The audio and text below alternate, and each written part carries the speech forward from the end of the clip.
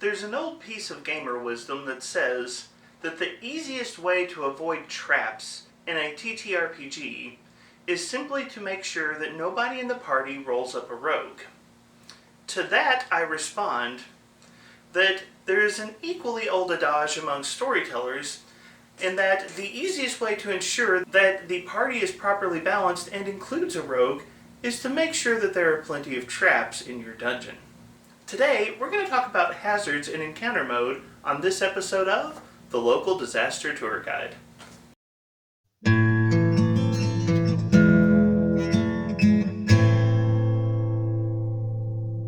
Hello travelers and tourists, my name is Mark and I am the Local Disaster Tour Guide. That's right, I am a storyteller who believes every battlefield needs more random explosions. Gotta keep it interesting for the players, you know? Welcome to a journey through the fantastic world of TTRPGs like Pathfinder and Starfinder. Today we are continuing my Storytelling in Pathfinder 2e series, and we're going to be talking about hazards specifically in encounter mode in Pathfinder 2nd Edition. Now, this series is intended for anyone and everyone who has tried to take up the mantle of Game Master at their table. So if you are a beginner or a veteran, I hope that these conversations are helpful to you. And even if Pathfinder 2e is not necessarily your preferred system, I still invite you to be a part of the conversation because I have learned that studying a multitude of games often serves as a source of inspiration that we can bring back to our preferred game. Today in particular, we're taking a look at hazards in encounter mode. Now in this series, we've been taking a look at the modes of play, encounter mode, exploration mode, and downtime mode, and we have worked almost all the way through encounter mode.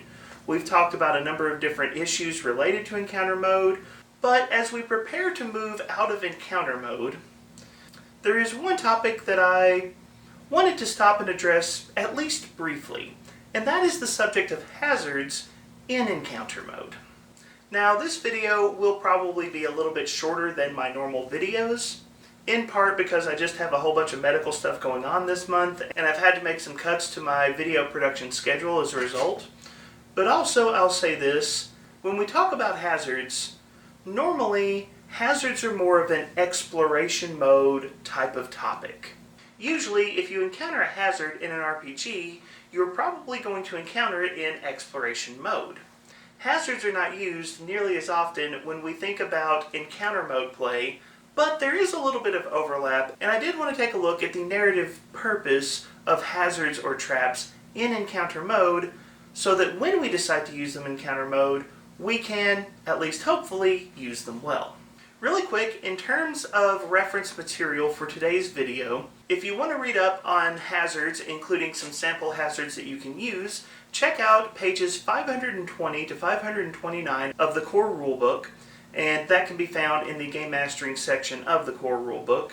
And also you can check out pages 74 to 81 of the game mastery guide.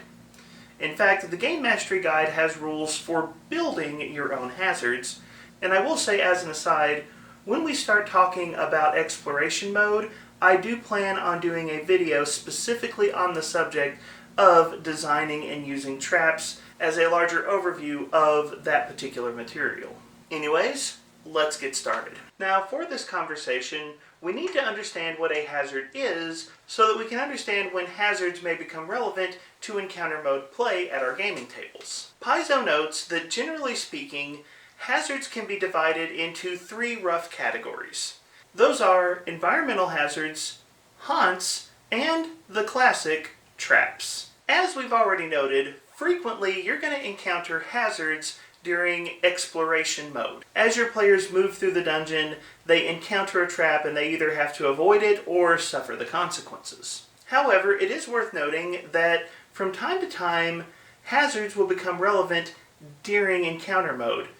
How many times have we seen in movies where the players must battle the villain and simultaneously avoid terrible mechanical traps or some kind of environmental hazard that is threatening them at the same time? In fact, one of the easy ways that you can make encounter mode more interesting is to include hazards. Making your players cope not only with their enemies, but also with the environmental hazards that are around them can make for a much more exciting battle. Ranged attacks would become useless on a battlefield being blasted by powerful winds. And supernatural haunts can fit in just about any kind of fantasy RPG. And even something as simple as a mechanical trap, how many times have we seen in movies where a villain has built some kind of deadly device into their lair, and when the battle starts to turn against them, they trigger their device to bring a new threat into play against their enemies. Hazards can certainly show up in encounter mode play. In fact, there is a type of hazard in Pathfinder 2e that can only show up in encounter mode play, and that is the complex hazard. Mechanically, Pathfinder 2e divides hazards into two different categories, simple and complex. Now, if we want to be really technical here, simple hazards can show up in encounter mode, but they don't have to. Simple hazards can show up anywhere and everywhere. What makes something a complex hazard is when that hazard becomes relevant, initiative is rolled. If a volcano erupts and begins to spew magma, and you have giant globs of fire that are falling, raining down on the battlefield, when that complex hazard comes into play, even if there are no enemies on the board, you still roll initiative and set when those balls of fire are going to be dropping down, and then your players have to roll initiative and decide how they are going to respond to that particular hazard. Complex hazards always require an initiative roll, and as a result, complex hazards only show up in encounter mode play. So whether it is the trash compactor that is about to crush Han, Luke, and Leia, or the unearthly terrors seeping through the walls to claim your party's soul, complex hazards are something that we want to think about as storytellers when we are designing encounter mode play. Now, I'm going to save the deep dive on the mechanical design of hazards for my future video where we're taking a look at the hazard design rules that Pathfinder gives us. And instead today, what I want to focus on is the narrative purpose of traps inside of encounter mode. You see, one of the problems with traps is, well, oftentimes they're not very narratively satisfying. I've seen plenty of threads on the internet talking about traps in different RPGs, and there is this, if not universal, certainly common thread of people who think that traps have one of two designations: completely irrelevant, or it's time to take a healing potion. Your party rogue rolls a dice, and either the trap does nothing, or it deals some damage, and you have to recover from that damage. Traps are frequently boring, to be honest. And that could be a tangent in and of itself. What makes a trap boring and how do you prevent a trap from being boring? But I think the easiest rule that we can use here is this.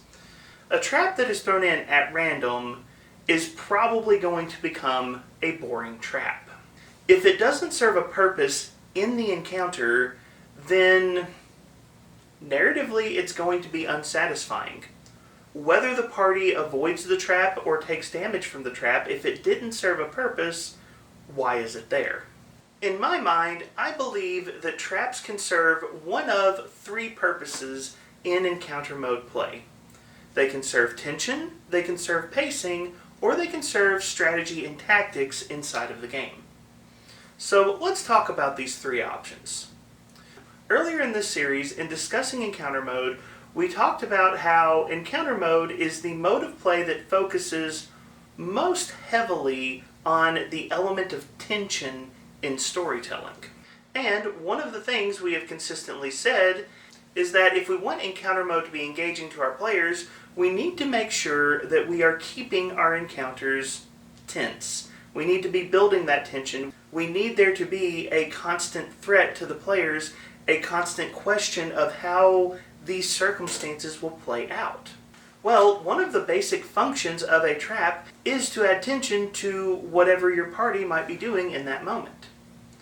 Whether the trap is merely suspected or actively trying to harm the party in one way or another, the presence or even possible presence of a trap can serve to heighten the tension of the encounter that you are running. Imagine this. The party is facing off against a major villain in a rapidly crumbling tower, and every round or two, another section of the floor gives way.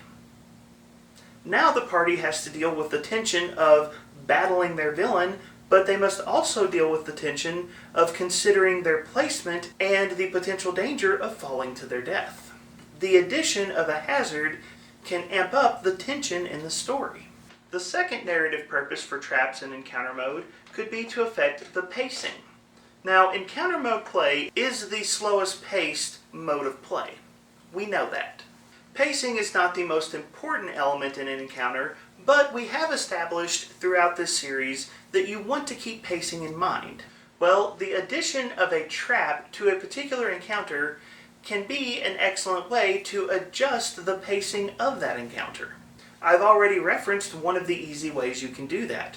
A villain that discovers the battle is not going their way might activate a trap that the party has to deal with, and as an indirect function of that trap, you have slowed the pacing of that particular encounter. You have stretched out that combat a little bit longer, and potentially even given that villain an opportunity to escape, all elements which can go back to tension that we discussed earlier. Pacing in encounter mode serves tension, and when you want to amp up tension, one of the things you can do is slow an encounter down. Hazards, and especially traps, can go a long way to helping to slow down an encounter for that purpose. And that leads to narrative purpose number 3, strategy and tactics. Adding a hazard to an encounter, adding a hazard to a battlefield, is an excellent way to modify how your players might think about the strategy or tactics of the encounter that they're playing. Imagine that your party discovers the villain has littered the battlefield with bear traps. The villain knows where the bear traps are, but the party does not. How would that scenario modify the strategy and tactics that your party uses in trying to defeat that villain?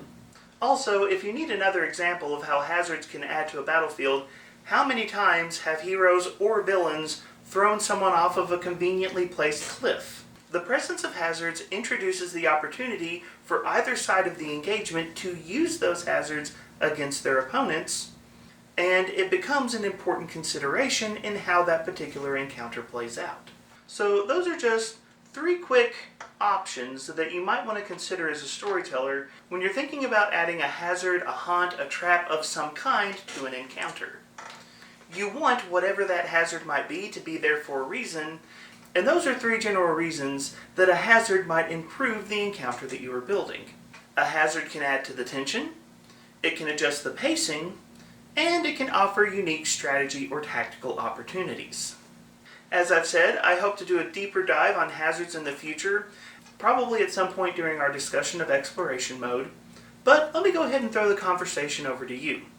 What are your thoughts about using hazards during encounter mode? Do you fall into the school of thought that says that hazards just tend to be boring and irrelevant to play? And let me know what you think about how we can prevent hazards from just being another boring set of numbers that we have to deal with. How can we use them intentionally in our stories? Leave your thoughts in the comments section down below. Also, if you enjoyed this video, like it and share it, subscribe to the channel. I appreciate everyone who is a part of this community, and I appreciate everyone who is contributing to these conversations. If you're interested in my free Discord page or my Patreon page, you can find links to those in the video description. Thank you so much for being here. Thank you so much for being a part of the conversation, and have a wonderful day.